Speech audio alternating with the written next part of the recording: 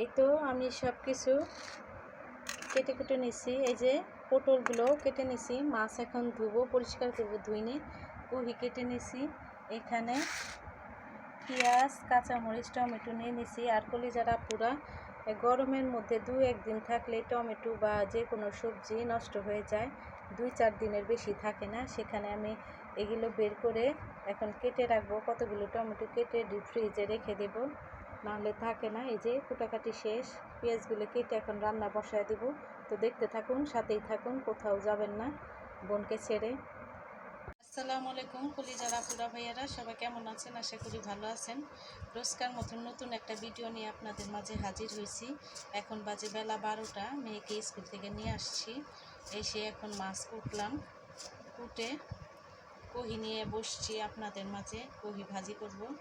এখানে কহি কেটে নিচ্ছি আমি, আর কহি দিয়ে ডিম দিয়ে ভাজি করব। এখানে পটল নিয়ে নিছি, পটলগুলি শুকিয়ে গেতেছে, তো পটল ভাজবো। তেলাপিয়া মাছ দিয়ে টমেটো দিয়ে ভুনা করব, আর কহি দিয়ে ডিম দিয়ে ভাজি করব। সবাই দেখতে থাকুন, ভালো লাগলে লাইক কমেন্ট শেয়ার করে বোনের পাশে থাকবেন।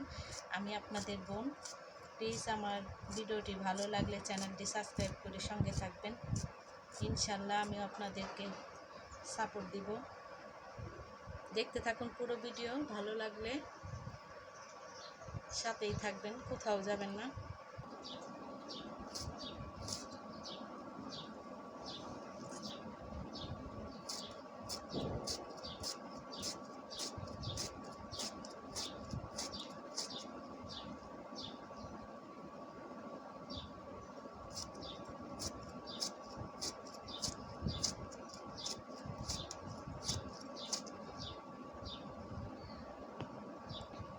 কলিজারা পুরা ভাইয়ারা, এখন নিলাম পটলগুলো আমি এইভাবে ফেরে ফেরে একটু একটু আর কি কেচে কেচে নিব মশলা ঢোকার জন্য। এখন পটলগুলো কেটে নিচ্ছি।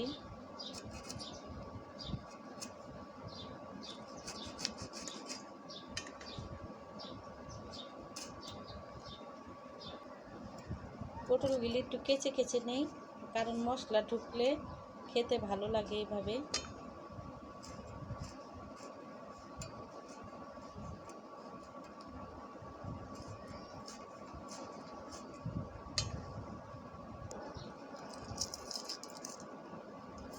এখন পেঁয়াজগুলো ছেলে নিব, একসাথে কুটাকাটি করে তারপরে চুলা ধরাবো।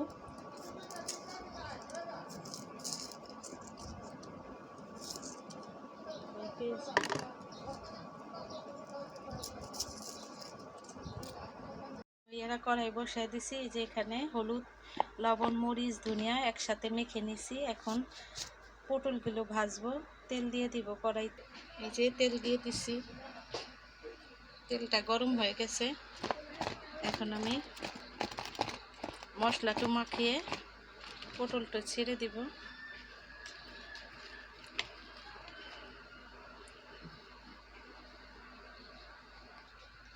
এখন পটলগুলো আমি দিয়ে দিব একে একে।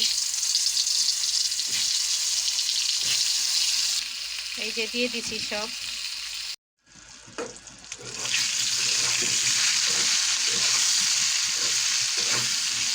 পটলগুলি উল্টে দিতেছি। পটলটা ভাজা হয়ে গেছে, এই যে নামিয়ে ফেলছি ভেজে। এই যে মাছ ধুয়ে রাখছি, এখানে পেঁয়াজ, কাঁচামরিচ, কহি সব কিছু ধোয়া। এখন মাছটা ভেজে নেব, আর পটলের জন্য একটু পেঁয়াজ ভাজবো। এই আরেকটা কড়াই বসিয়ে দিলাম।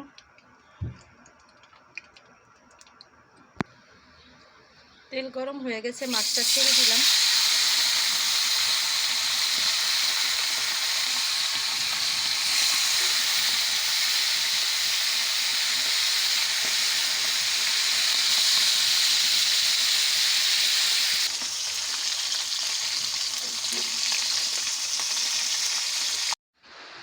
মাছগুলো কড়া করে ভেজে নিছি।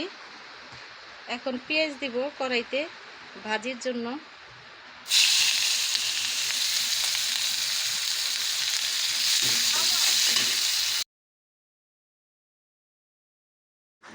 কলিজারা পুরা ভাইয়ারা, এখানে আমি কহি ভাজি করব, ডিমটা ছেড়ে দিছি পেঁয়াজ লাল করে। তো এই যে ডিমটা ভালো করে ভেজে নিতেছি। এখন কহিগুলো, এখন ডিমটা ভালো করে ভেজে এর মধ্যে দিয়ে দিব কহি, কেটে রাখা কহি, আর হলো হলুদের গুঁড়া, মরিচের গুঁড়া, ধনিয়া গুঁড়া, লবণ, কাঁচামরিচ দিয়ে একসাথে আমি ভালো করে ভেজে নেব।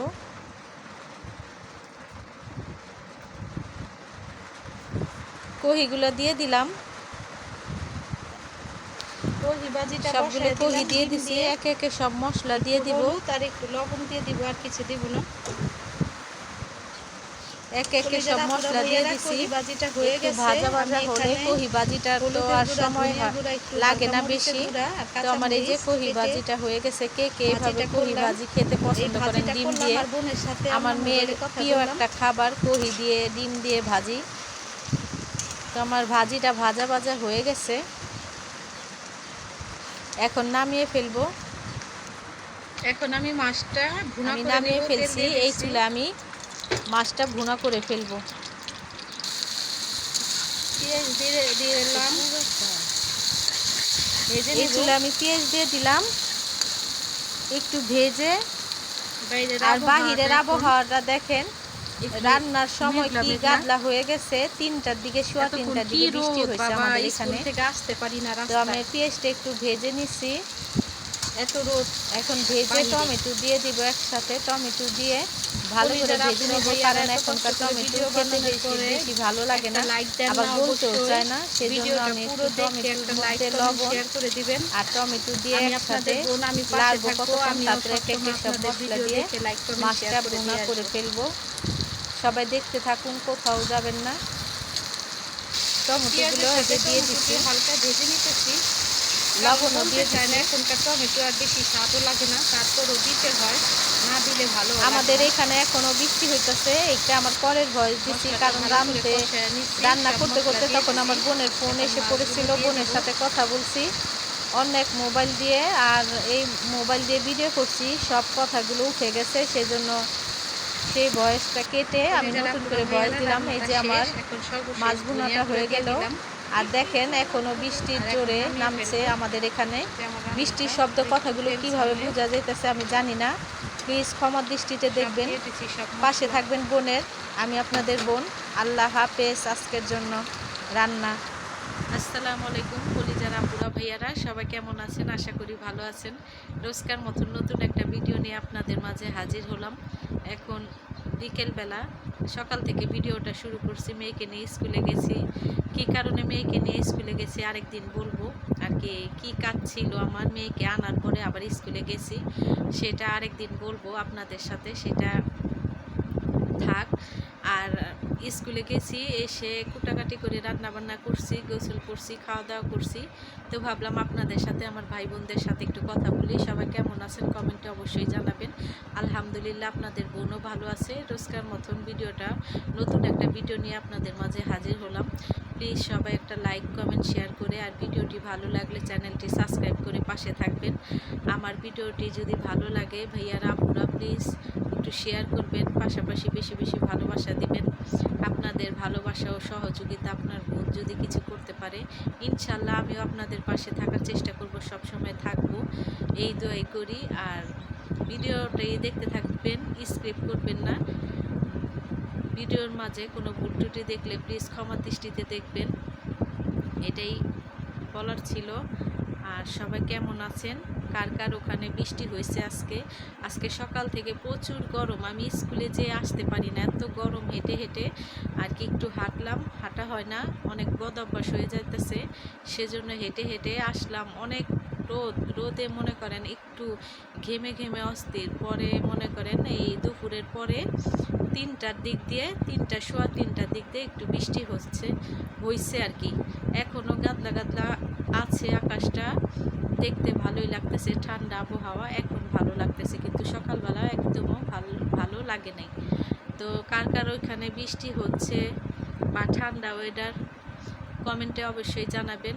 তো সাথেই থাকুন, দেখতে থাকুন কি করি আজকে ভিডিওর মধ্যে।